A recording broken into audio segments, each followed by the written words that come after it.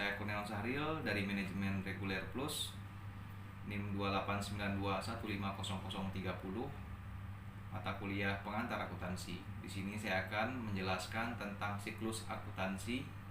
Konsep akuntansi. Akuntansi didefinisikan sebagai sebuah proses identifikasi, pencatatan, pengukuran, pengklasifikasian, pengiktisaran atas semua transaksi dan aktivitas keuangan, penyajian laporan, serta penginterpretasian atas hasilnya. Definisi tersebut diambil dari Peraturan Pemerintah Nomor 71 Tahun 2010 tentang Standar Akuntansi Pemerintah, yang merupakan acuan dalam pelaksanaan akuntansi di setiap instansi pemerintahan di Indonesia, termasuk di pemerintahan daerah dan satuan kerja di dalamnya. Proses akuntansi ini akan mengolah semua transaksi dan aktivitas keuangan yang ada di setiap entitas pemerintahan daerah. Proses tersebut kemudian menghasilkan informasi dalam bentuk laporan keuangan yang digunakan dalam proses evaluasi dan pengambilan keputusan manajerial yang kemudian akan mempengaruhi pelaksanaan pengelolaan keuangan daerah pada periode berikutnya. Jadi input dari proses akuntansi adalah transaksi dan output berupa laporan keuangan. Selanjutnya, siklus akuntansi. Siklus akuntansi merupakan serangkaian tahapan yang harus dilalui untuk merubah input berupa transaksi sehingga menghasilkan output berupa laporan keuangan. Siklus akuntansi secara sederhana digambarkan oleh bagian berikut. Siklus akuntansi dimulai dengan pencatatan transaksi atau aktivitas keuangan di dalam jurnal. Transaksi yang telah dicatat dalam jurnal kemudian diklasifikasikan ke dalam buku besar per akun atau kode rekening pada tanggal tertentu, misal akhir periode. Saldo dari setiap akun atau kode rekening dari buku besar diiktisarkan atau dirangkum dalam neraca saldo. Neraca saldo menjadi dasar penyusunan laporan keuangan. Selanjutnya, pencatatan transaksi pada jurnal. Setelah informasi transaksi dianalisis, kemudian dicatat secara runtut di buku jurnal. Selanjutnya, jurnal adalah suatu catatan kronologis tentang transaksi-transaksi yang terjadi dalam suatu periode siklus akuntansi. Selanjutnya, proses pencatatan transaksi ke dalam jurnal atau disebut dengan penjurnalan atau journalizing. Terdapat dua macam jenis jurnal dalam tahapan siklus akuntansi, yaitu jurnal umum dan jurnal khusus. Jurnal umum dikenal dengan istilah jurnal saja. Biasanya tahapan yang dilakukan setelah tahapan entry adalah pencatatan transaksi yang dimasukkan ke dalam satu rekening yang didebit dan satu rekening dikredit. Sedangkan jurnal khusus diselenggarakan untuk meningkatkan efisiensi pencatatan terhadap transaksi yang berulang. Contohnya seperti jurnal penjualan, jurnal pembelian, jurnal penerimaan kas, dan lainnya. Posting buku besar. Langkah selanjutnya dalam alur akuntansi atau urutan siklus akuntansi yang itu memposting transaksi yang sudah dicatat dalam jurnal ke dalam buku besar. Buku besar adalah kumpulan rekening-rekening pembukuan yang masing-masing digunakan untuk mencatat informasi tentang aktiva tertentu. Pada umumnya perusahaan mempunyai data susunan rekening buku besar yang disebut dengan chart of account. Masing-masing rekening biasanya diberi nomor kode untuk memudahkan dalam mengidentifikasi dan membuat cross reference dengan pencatatan transaksi di dalam jurnal. Selanjutnya, penyusunan neraca saldo. Neraca saldo adalah daftar saldo rekening-rekening buku besar pada periode tertentu. Cara membuat neraca saldo sangat mudah. Anda hanya perlu memindahkan saldo yang ada di buku besar ke dalam neraca saldo untuk disatukan. Saldo pada neraca saldo harus sama jumlahnya. Jika jumlah saldo debit tidak sama dengan jumlah yang ada di kredit, maka dikatakan bahwa neraca saldo tidak seimbang, masih ada kesalahan. Jika demikian, maka akuntan harus mencari kesalahan yang terjadi sebelum laporan disusun. Selanjutnya, penyusunan jurnal penyesuaian. Jika pada akhir periode alur akuntansi terdapat transaksi yang belum dicatat atau ada transaksi yang salah atau perlu disesuaikan, maka dicatat dalam jurnal penyesuaian. Penyesuaian dilakukan secara periodik, biasanya di saat laporan akan disusun. Pencatatan penyesuaian sama seperti pencatatan transaksi umumnya. Transaksi penyesuaian dicatat pada jurnal penyesuaian dan kemudian dibukukan ke dalam buku besar. Setelah itu, saldo yang ada di buku besar siap disajikan dalam laporan keuangan. Dengan kata lain, hasil akhir proses akuntansi adalah laporan keuangan yang disusun secara aktual basis. Penyusunan neraca saldo setelah penyesuaian. Pada tahap siklus akuntansi ini, Anda hanya perlu menyusun neraca saldo kedua dengan cara memindahkan saldo yang telah disesuaikan pada buku besar ke dalam neraca saldo yang baru. Saldo dari akun-akun pada buku besar dikelompokkan ke dalam kelompok aktiva atau pasiva. Saldo antara kelompok aktiva dan pasiva pada neraca saldo ini juga harus seimbang. Namun, ingat, saldo yang seimbang belum tentu benar, tapi saldo yang benar pasti seimbang.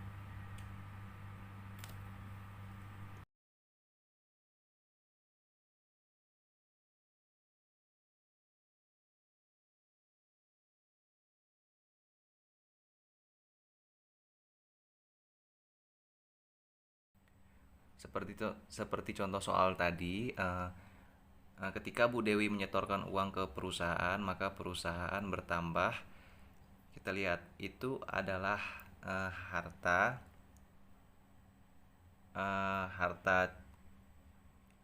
pada debit, adalah harta bertambah. Di sebelah debit ini sudah, maka kita tulis di kolom keterangan, kemudian 20 juta kreditnya kita. Setelah itu, karena Bu Dewi menyetorkan uang ke perusahaan ini berdampak pada modalnya, Bu Dewi bertambah atau modal perusahaannya juga bertambah, maka modal bertambah di sebelah kredit.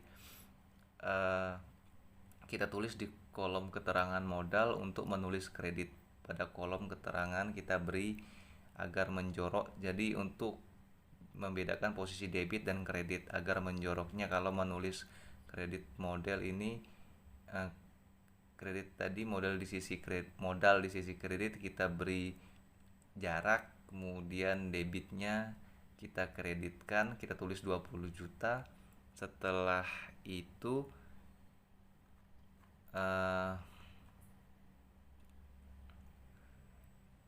di tanggal 2 perusahaan meminjam uang ke bank sebesar 10 juta. Kita tulis dulu tanggalnya, tanggal 2. Nah, meminjam uang ke bank itu kan berakibat uang perusahaannya bertambah. Kan uang itu kan kas adalah harta bertambah di sebelah debit.